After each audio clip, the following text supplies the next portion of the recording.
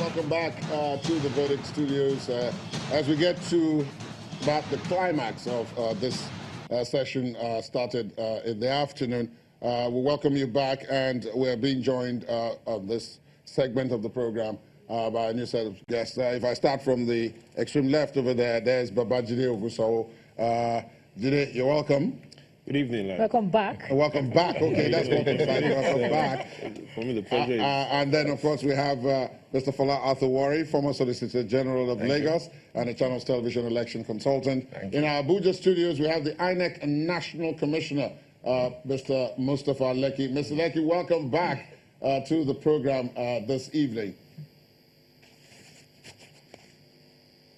Thank you very much. Thank you very much, Ladi. Yes, before we go on into the discussions, I understand that we can speak to, I believe it is Chris Moffat in Akwa Ibom, I believe it is. Chris, what's the situation where you are?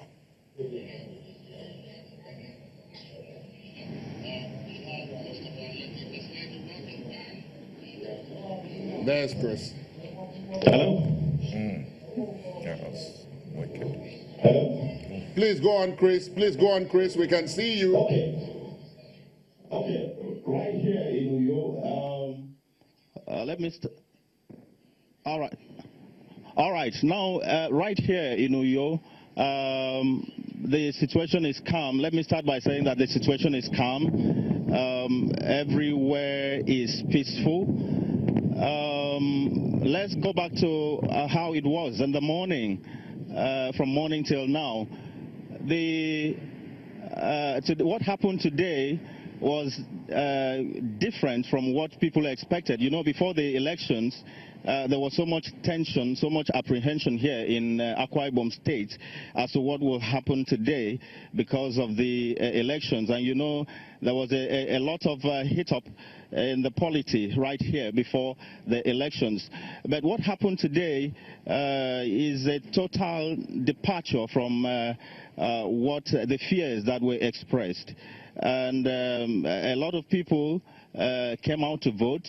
In fact, as early as 8 o'clock in the morning, the resident electoral commissioner here, Mr. Mike Igene, took us out to monitor the exercise in the capital city here.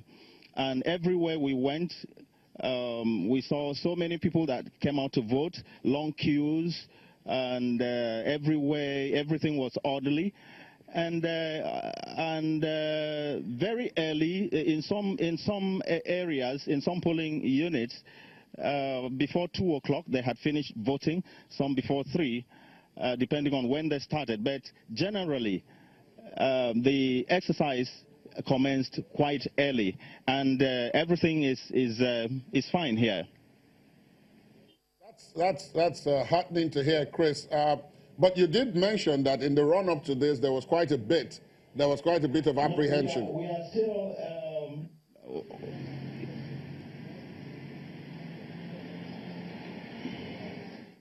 Yes.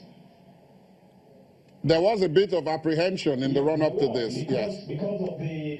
You know, the development, political development in the state.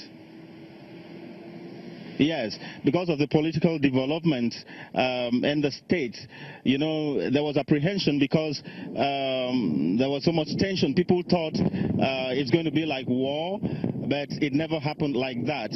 And a lot of people that we spoke with gave kudos to INEC for the smooth conduct of today's elections.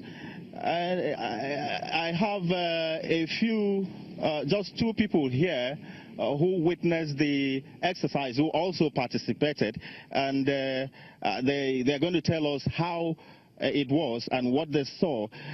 First of all, with me here is Michael James. Michael James is a resident of Uyo, and I want to ask him to tell us what he saw. Mr. Michael James. All right. Good evening, all. Today was actually the governorship and House of Assembly election, and we.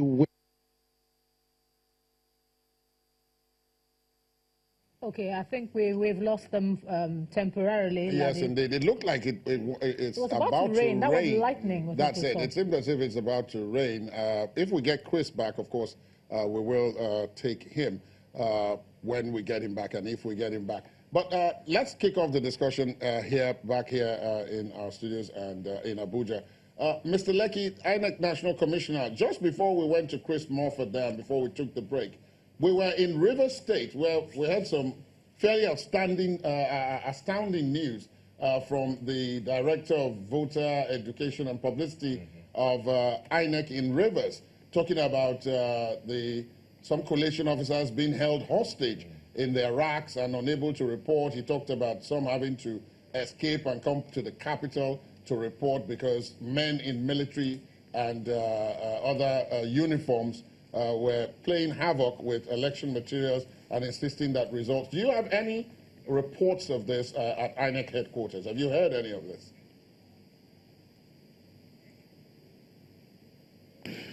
Yes, Ladi, yes, there have been a number of reports. You know, we have a situation room here in Abuja where the chairman, a number of commissioners like myself have been since morning, monitoring what is going on across the country. Yes, it's indeed. We don't have coalition officer at the rack. What happened is that in the number of LGAs, I think as close to about 7 or 8 LGAs in Rivers State, they could not actually go out to set up for the election to take place in their various PUs from the racks. That's what happened, and some of the issues were, you know, clearly security-related issues, and so that's really a challenge for us now, because if you know, we had some carryover election from the last 2 weeks election where we had to do supplementary elections in Rivers, and now we're having, it looks like we're going to have further supplementary election because we could not move beyond the rack to some polling units, you know, today in Rivers State. So that is the situation. Now, what's going to happen now? Because, of course, at the time we're talking now, we're already late into the evening. It is not quite possible to deploy now or talk about voting at this point anymore in the day-to-day. So what's going to happen with today's election and the backlog from 2 weeks ago, which you just spoke about, which is still outstanding because they still cannot do that in some areas?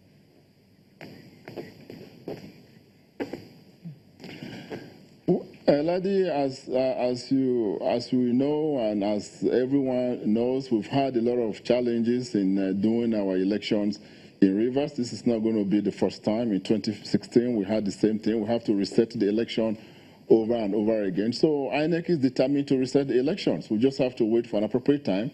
They make the decision and they go back because nobody should be disenfranchised. It only means that this will just be carried over. A new date will be set where these elections will actually take place. That's what is going to happen. That is going to happen again tonight because it's already late and it's not safe to, I mean, it's night time already, and we are now going through coalitions in various parts of our ranks and above the ranks level to LGA's level, doing coalition across, you know, the country, in all the states, you know, in the country. So for that particular issue that's happened in Rivers, we have to get the reports. The commission will meet, you know, quickly and then look at when it's a safe time to go back there and reset those elections because the election must be reset. Before we come back to our guest in Lagos, I just want to seek a further clarification before we open up the discussion about the announcement of results. We've been hearing that announcements of governorship results will be made at the state level, the state capital level, by the returning officer, probably with the presence of the INEC rec in that state, and then those of the State House of Assembly at the various seats where the seats are. Is there any part of the process that requires any of this to come to Abuja? And if so, how does that work?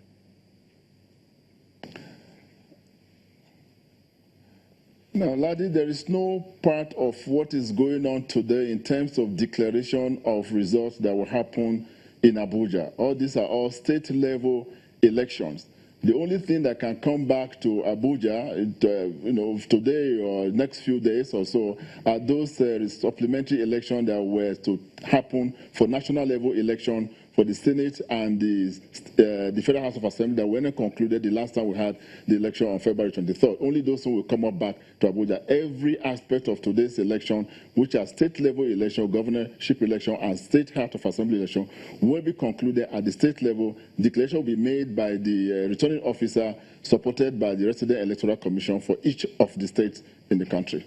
Thank you. Mr. Atori, I was going to bring it to you because you've been nodding and grunting, and I've just been listening. I have not been grunting. That was me digesting my food. Apologies. You heard what Mr. Lekki said about River State and how long it's taking us. I mean, we started this in February. This is March now, and now we're looking at the backlog and everything that Lekki said. I mean, comment first on the process and how long it's taking us, you know, the whole thing. And then what you think about You mean rivers. the process in relation to rivers or? In relation to rivers and just in relation to the country when we have elections. Well, with rivers, you know, unless you have all the facts, you can't really conclude. But my view is that if the government brought out the military, that was to ensure that in all parts of Nigeria, right, there was sufficient security to enable people to vote. So for the votes not to have been able to be conducted in certain parts of rivers indicates something wrong with that system. Because if you bring out the army, surely there's no other force greater than that, right? So I'm worried about that. But like I said, I don't have all the facts. But this is a carryover from 2016 and then now. So how do you resolve it? But, do you vote? Yeah. So what do you think? I mean, if you hear an INEC official tell you that in 8 local government areas, seven, that their officials were held hostage. Within the office. That means there's no state control. And I'm saying that that flies in the face of a government that says it has deployed the military for security purposes. So there's obviously a failure there. But remember that there are still conflicting reports, so we don't that's know. That's why I said I didn't want to conclude. But but you're listening to a representative of INEC who is informed through an official process. So to some degree, it is clearly there are problems in that vicinity that need to be addressed. Now, from a managerial point of view, I could say let's do the election in Port Harcourt and bring the voters there. I mean, there must be an end to. So we can't keep saying because there's this and that and this and that, we keep backlogging it. Get to December? I am a person that believes in contingencies. So let's find a solution to the voting process, which is just a technical thing. And then the others, which are clearly political, social, and all of that in the areas that are, that's a security challenge. So we must be able to, in my view, we don't necessarily need to conflate the two. We need to find a solution. And it's just a logistic solution. And if you want to... Logistics again. Because that's the bottom, it's the bottom line. It's the bottom line. When you talk of length of process, it's because of logistic failures. We don't start things on time, and therefore you don't end on time. And those that started early get pulled back by those that come late. So this idea that, oh, we got 40%, 50%, everything will be affected by, so you can't announce the result if one is coming from some distant place late. So it affects the whole process. No, but if you spread it across the country, or if you go to other parts, talking about coming late, we had issues right in Lagos where at least the one we can be sure of, 84 polling units in the in this area did not start voting until about 3 o'clock. That's what I'm saying. Where were they coming from? INEC headquarters is Birrell Street. But it's funny because initially our correspondent had told us it was missing. Then they came out to say, no, nothing is missing, everything is in place. That's what then why didn't you saying, start? Look, the point, let me make the point. This is the 6th election in this republic's lifetime. So this is 20 years of democracy. This is the 6th election. We ought to have sorted out these issues by now. And I said, the kind of partners you choose as your transportation, why should we have complications with payments of allowances? But they've said that, oh no, that's maybe the wrong account number. Yeah, but that's a ridiculous excuse. It is the responsibility of INEC to pay its people. It's so easy to say, you can't prove it. It's so easy to say, oh, it must be a mistake. Who makes a mistake when they're going to get paid? of their bank account. Come on, let's be. Look, it's just like the old days with sportsmen and administrators and short payment of, these are things that we ought not to be talking about. And this idea that somehow, because we just somehow go through it and we say, I want to commend, it's a routine process. It's not supposed to be I want to commend this and commend, if somebody came from outside Nigeria and heard your correspondent, who started his statement by saying everywhere is calm, everywhere is peaceful, they'll say, has there just been a war or something? So the whole, for me, but my key thing is we must move away from this a culture of hurry up and wait. The hurry up and wait is you announce to the world, you start at 8. So people hurry there to, because you want to be first on the queue, and then you wait. Then you go back home. Yeah, you go back home, or you just lose interest. Yeah. You go to a hospital, somebody's looking for the key. I've experiences, it's kokoro we need to. These are not. It's not like sending a mission to the moon, where this is basic for me, administrative and managerial stuff. Jide, managerial and administrative stuff. Give us the history. What do you think? Yeah, are we in the same place we were? That's what I'm trying to say. 2015. In any case, all of what Mr. Athawari has talked about and the questions that Ijoma, NT, and I have asked have another possibly unintended consequence. That's the voter turnout. Because if you hurry somewhere and then what you're hurried, therefore, it does not happen at the time it's supposed to happen, and you go away, the motivation to come back at some point later in the day for the same process drops. So actually the question is, are we where we were? I tell you this, Ijoma, let's look at what happened 4 decades ago. There's some things that have consistently happened. I call them lies, and I'll share a bit about lies with you. By lies, I'm talking about the politics of location, L, the politics of irregularities, I, the politics of ethnicity, and sexism. But before I go into the details of lies, Ladi, you have talked about voter participation, apathy, and all the challenges we face. Let's look at what happened during the presidential election. There were only 2 states in the southern part of Nigeria that had a voter turnout of above 50%, Ekiti and Osun State. The bad news is none of those states will be having a governorship election. So what do you think will happen this time around?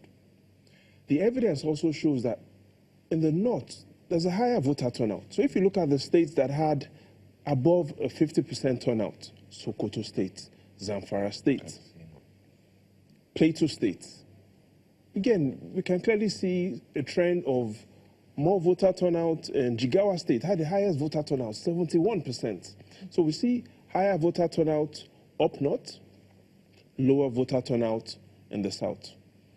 But here's why I have some hopes that voter turnout in some certain states might be higher this time around. And it's because there are 10 states, even though I can't accurately forecast the results of the election, I can forecast one thing, and that is there are going to be 10 states that we're going to have new governors. And because those states will produce new governors, it is expected that there's going to be a level of rivalry within those states that would encourage people to turn out.